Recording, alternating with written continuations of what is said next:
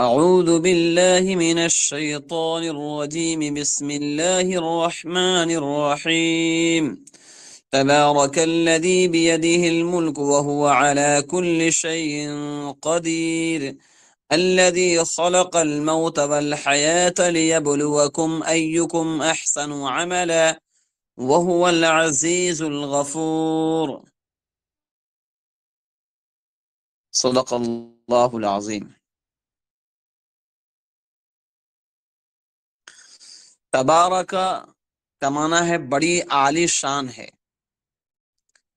الذی او ذات، بیدہ جس کے قبضہ میں، الملک سلطنت ہے، بادشاہت ہے، وہو اور او، علی کل شیء، علی من پر، کل من ہر، شے من چیز، علی کل شیء ہر چیز پر، قدیر پوری قدرت رکھنے والا ہے، الذی جس نے، خلق پیدا کیا، الموت مرنا، والحیات اور جینا یعنی موت اور زندگی کو پیدا کیا،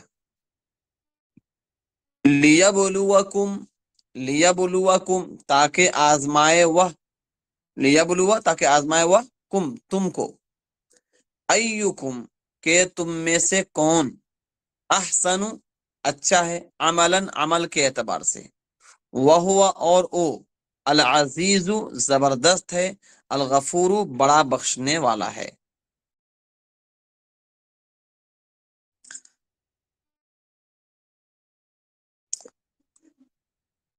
ترجمہ ہے،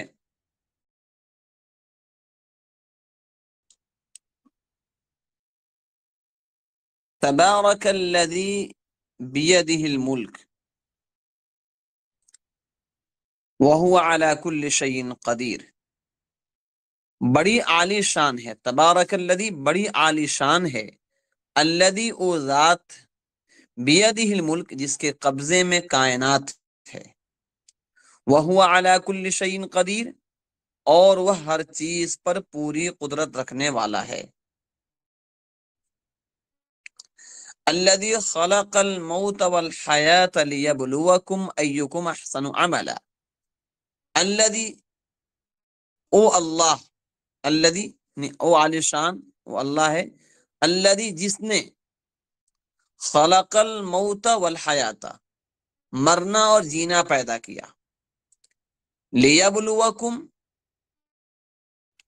تاکہ وہ تمہیں آزمائے، ایکم احسن عملا کہ بندگی آزمائے کہ ایکم احسن عملا کہ کون تم میں سب سے زیادہ اچھا عمل کرنے والا ہے، ایکم احسن عملا کون تم میں سب سے زیادہ اچھا عمل کرنے والا ہے، وہو العزیز الغفور اور وہ زبردست ہے، بڑا بخشنے والا ہے۔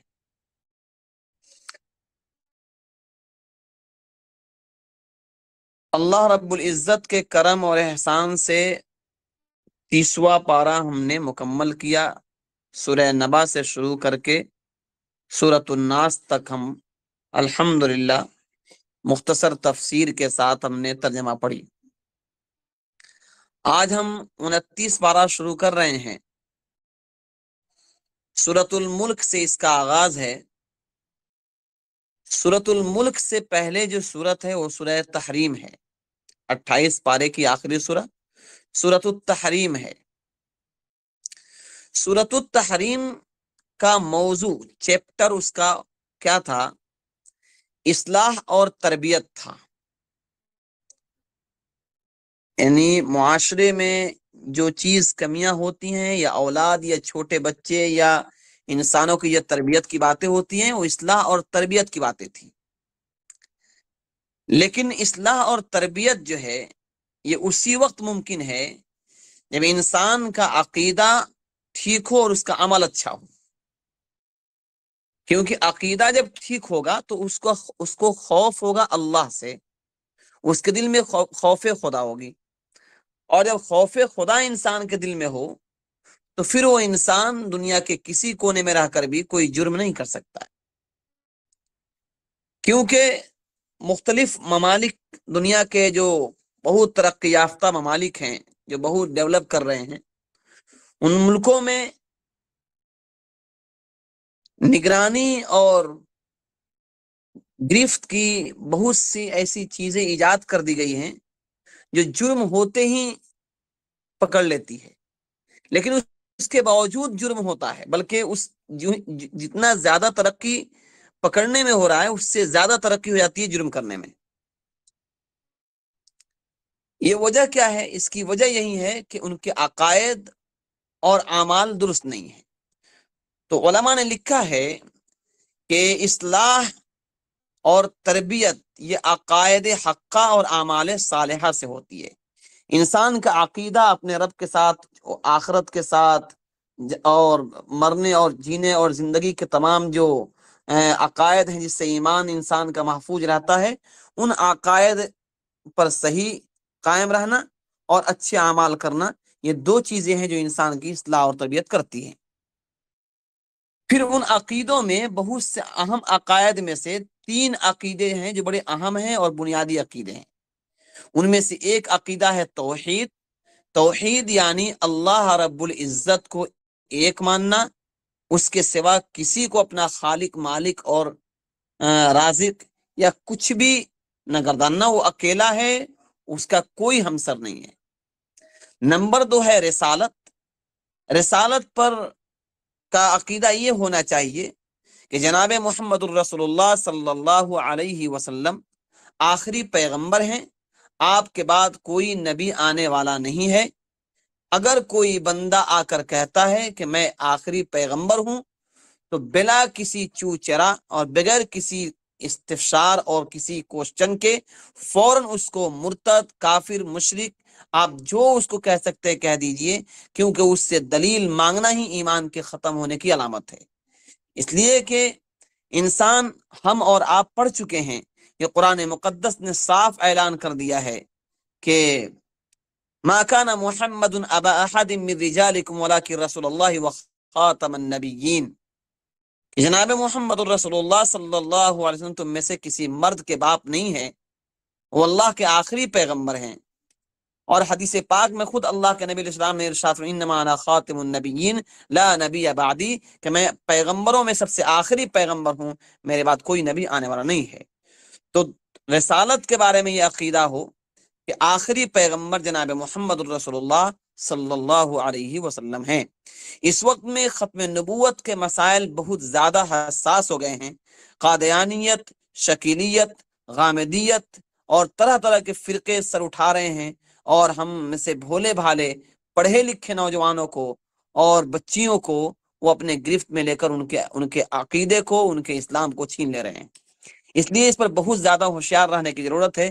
کوئی بھی کنفیوژن ہو تو بڑے اچھے علماء سے رابطہ کر کے اپنے کنفیوژن کو دور کرنا چاہیے۔ نمبر 3 چیز ہے آخرت۔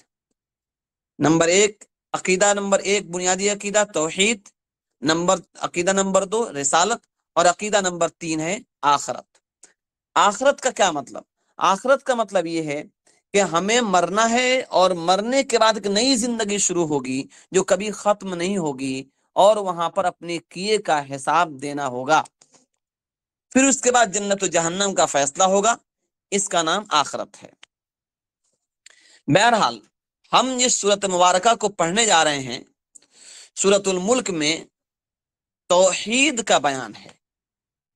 توحید اور اس کے متعلقات، یعنی توحید سے جو ریلیٹڈ چیزیں ہیں ان کا بیان ہے۔ اور سورۃ الملک کے بعد ایک سورت آئے گی، سورۃ القلم، نون والقلم وما یسطرون، اس سورت مبارکہ کا چیپٹر ہے رسالت اور اس کے متعلقات۔ پھر اس کے بعد کئی صورتیں آئیں گی جس میں آخرت کا بیان ہوگا۔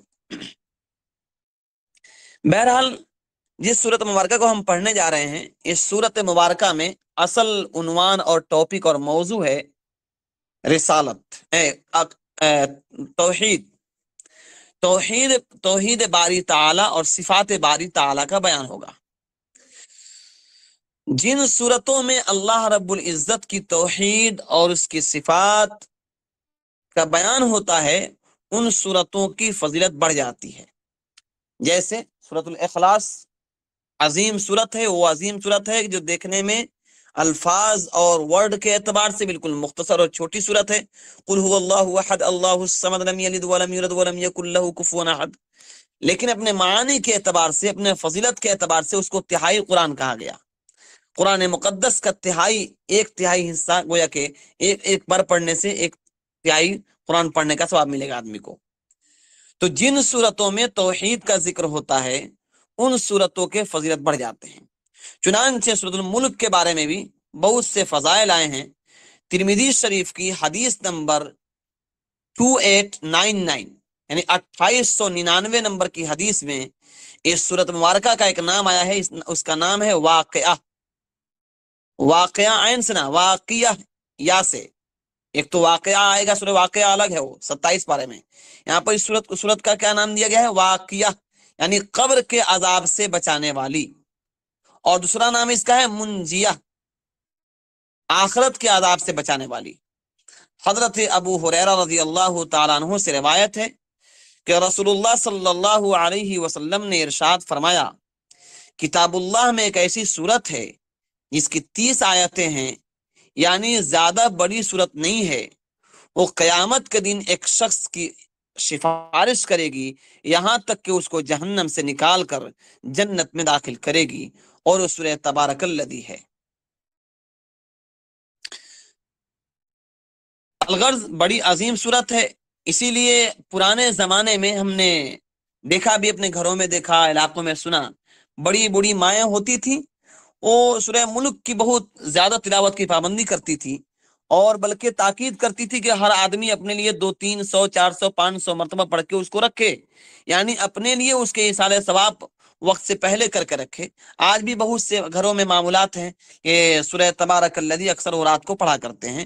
ظاہر سی بات ہے، جو ایسی صورت ہے کہ اس کو پڑھنا چاہیے اور بار بار اس کو پڑھنا چاہیے تاکہ اس کے ذریعے سے نجات ممکن ہو جائے، اور اللہ ہم سب کی مغفرت فرما دے. اب آئیے سورت کے مضامین اور چیپٹر کے جانب. سورت کے مضامین میں پہلی آیت ہے تبارک الذی بیدہ الملک وہو علی کل شیء قدیر، کہ اس روئے زمین پر اللہ کا راج ہے، اللہ کی بادشاہت ہے، چاند پر، سورج پر، آسمان پر، زمین پر، اور وہ عالی شان ہے، اور اسی لیے وہی برحق معبود ہے، دوسرا کوئی اس کا شریک نہیں. وہ تنہا اور اکیلا کائنات کا سنبھالنے والا ہے، ان کے لیے کچھ مشکل نہیں، وہ ہر چیز پر پوری قدرت رکھنے والے ہیں، اور وہ اسباب اور فرشتوں سے کام ضرور لیتے ہیں مگر ان کی حیثیت نوکروں کی ہے. جیسے دنیا میں ایک مالک اپنے نوکروں اور خدام سے کام لیتا ہے، اللہ رب العزت کے یہ فرشتے گویا کہ اللہ رب العزت کے خدام ہیں، اور اللہ رب العزت سے کام لے رہا ہے، وہ مالک کی اجازت کے بغیر کچھ نہیں کر سکتے. اللہ انہیں جو کہتا ہے وہی کرتے ہیں. لا یعصون امر اللہ، وہ اللہ کی حکم کی نافرمانی ہرگز نہیں کرتے. یہ پہلے آیت میں مضمون ہے. پھر دوسری آیت میں یہ مضمون ہے کہ اللہ نے مرنا اور جینا، یعنی اس دنیا کی زندگی انسان کی آزمائش کے لیے بنائی ہے. کہ کون ان میں سے سب سے اچھا عمل کرتا ہے، اور اس کی راحت کے لیے مضبوط اور خوشنما آسمان، اور اللہ نے اس کی راحت کے لیے مضبوط اور خوشنما آسمان بنایا ہے. تو گویا دوسری آیت میں اللہ کہتے ہیں الذی خلق الموت والحیات لیبلوکم ایکم احسن عملا، کہ کون ہے جو تم میں اچھا عمل کرتا ہے. اس کا اندازہ کیسے ہوگا؟ انسان کو اللہ پہلے زندگی دیتے ہیں، پھر اس زندگی میں اس کو ایک موقع دیتے ہیں، اس موقع سے وہ فائدہ اٹھا کر اچھے اعمال کر لیتا ہے تو اللہ کے نزدیک کامیاب ہے. اور اگر اس زندگی سے اس نے فائدہ نہیں اٹھایا اور اپنی زندگی کو یوں ہی بیکار گزار دیتا ہے تو اللہ کے نزدیک وہ محروم ہو جاتا ہے اور جہنم کا مستحق بن جاتا ہے. وَهُوَ الْعَزِيزُ الْغَفُورُ، اور وہ اللہ بڑی غلبہ والا ہے، قدرت والا ہے. اس کے قدرت کا حال یہ ہے کہ پوری روئے زمین اور پوری کائنات اس کے کن سے ختم ہو جائے گی اور اس کے کن سے وجود میں آ گئی ہے.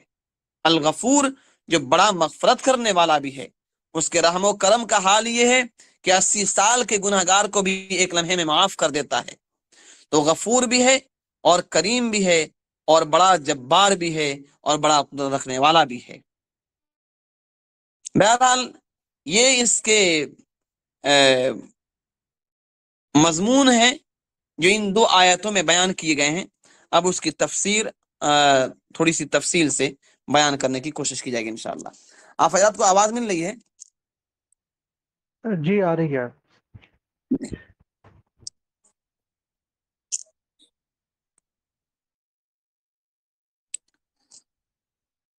تبارک الذی بیدہ الملک وہو علی کل شیء قدیر.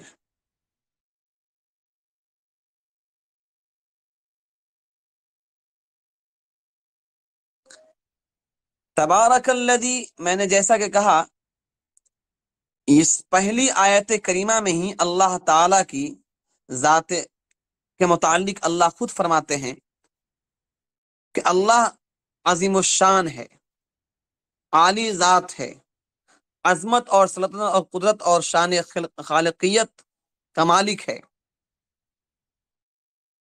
سورہ یاسین میں اللہ فرماتے ہیں فَسُبْحَانَ الَّذِي بِيَدِهِ مَلَكُوتُ كُلِّ شَيْءٍ، سو پاک ہے وہ ذات جس کے قبضے میں ہر چیز کی سلطنت ہے.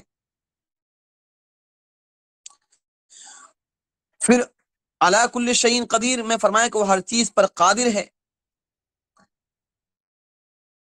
پھر فرمایا کہ موت اور حیات کو پیدا فرمایا اور ان دونوں کے پیدا فرمانے میں بڑی حکمت ہے. وہ حکمت یہ ہے کہ تمہیں آزمائے کہ تم میں عمل کے اعتبار سے اچھا کون ہے.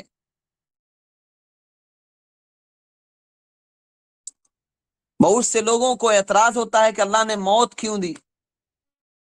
ظاہر سی بات ہے اگر موت نہ ہوتی تو پھر پیدا ہونے کا مقصد کیا ہوتا.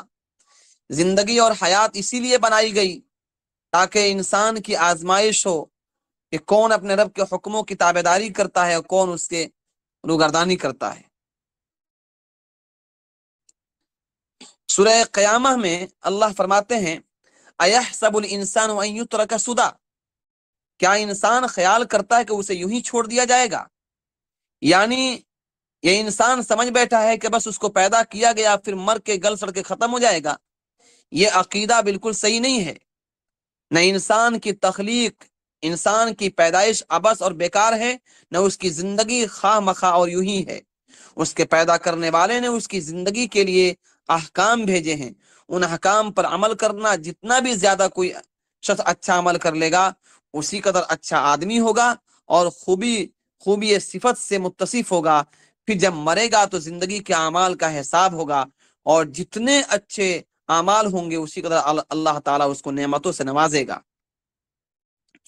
سورہ مومنون میں اللہ فرماتے ہیں افحسبتم انما خلقناکم عبثا وانکم الینا لا ترجعون، کیا تم یہ خیال کرتے ہو کہ ہم نے تمہیں یوں ہی بیکار پیدا کر دیا ہے اور یہ کہ تم ہمارے طرف لوٹائے نہیں جاؤ گے.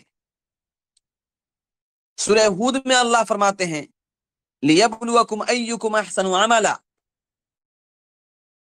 تو الغرض مختلف جگہوں پر مختلف آیات میں اللہ تعالی نے ہماری زندگی اور ہماری موت کا تذکرہ فرما کر ہمیں اس بات پر متوجہ کیا ہے کہ تم دھیان رکھو، تم یوں ہی بیکار نہیں پیدا کر دیے گئے.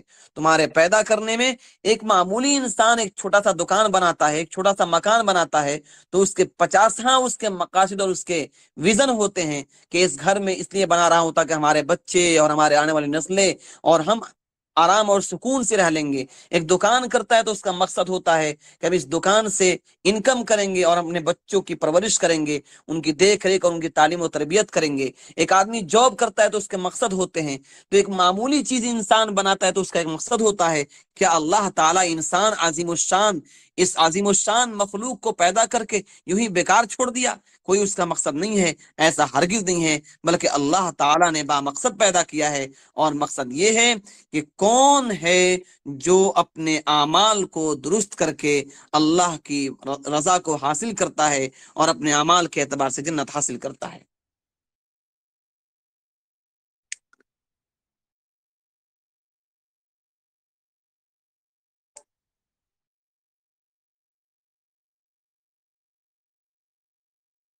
اس کے بعد اللہ تعالیٰ فرماتے ایک جگہ کہ ما لها من فروج، کہ اگر کوئی انسان یہ سمجھتا ہو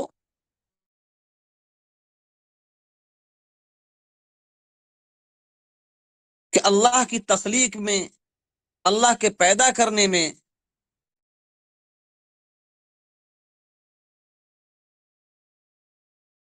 کوئی کمی اور کچھ نقص ہے، یہ سراسر اس کی بھول ہوگی۔ اللہ رب العزت کی قدرت، اللہ رب العزت کی تخلیق اپنے اللہ کے شان نشان ہے، اس میں کچھ کمی اور بیشی کو نہیں نکال سکتا ہے۔ بہرحال آج مختصر طور پہ 2 آیت ہی پڑھا جائے گا، انشاءاللہ پھر کل سے رفتار بڑھے گی۔ ان 2 آیتوں میں اللہ تعالیٰ نے اپنا تعارف کرایا اور اللہ نے اپنے صفت کو بیان کیا۔ فرمایا کہ تبارک الذی بیدہ الملک وہو علی کل شیء قدیر، وہ بڑی عالی ذات ہے جس کے قبضے میں ملک اور سلطنت ہے، وہ ہر چیز پر قادر ہے۔ الذی خلق الموت والحیات، اس نے پیدا کیا موت کو اور حیات کو، لیبلوکم، تاکہ وہ تمہیں آزمائے، ایکم احسن عملا، کہ تم میں کون ہے سب سے اچھا عمل کرنے والا عمل کے اعتبار سے۔ وہو العزیز الغفور، وہ بڑا بہت زیادہ طاقتور ہے اور غلبہ رکھنے والا ہے اور بہت زیادہ مغفرت کرنے والا ہے، وہ غفور بھی ہے، رحیم بھی ہے۔ ٹھیک ہے، کوئی اگر سوال ہو تو پوچھ سکتے ہیں۔ مختصر 2 ہی آیت رکھی آج، انشاءاللہ پھر آئندہ۔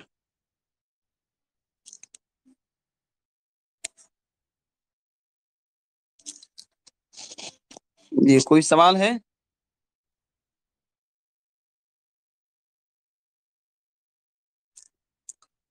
آواز مل رہی میری؟ جی آواز آ رہی ہے، ٹھیک ہے، وہ کوئی سوال نہیں۔ ٹھیک ہے، آموختہ چلتا رہے گا۔ وہ جو ہے نا آج کیا سنائے تھے، کون سا سورۃ البلد؟ ہاں سورۃ بلد سنائے تھے، اس کے بعد والی سورت جو ہے، بعد نہیں اس کے اوپر والی سورت، اس کو انشاءاللہ جی یاد کر کے آئیں گے سب لوگ۔ ایک ایک سورت کوشش کریں، جب بڑی سورت ہو جائے گی تو پھر اس کو آدھا کر دیا جائے گا، اس کو بھی سبق تو یاد کرنا ہی کرنا انشاءاللہ، لیکن آموختہ بھی اس کو کوشش کریں، اس کو یاد کر لیں سب لوگ۔ امین سر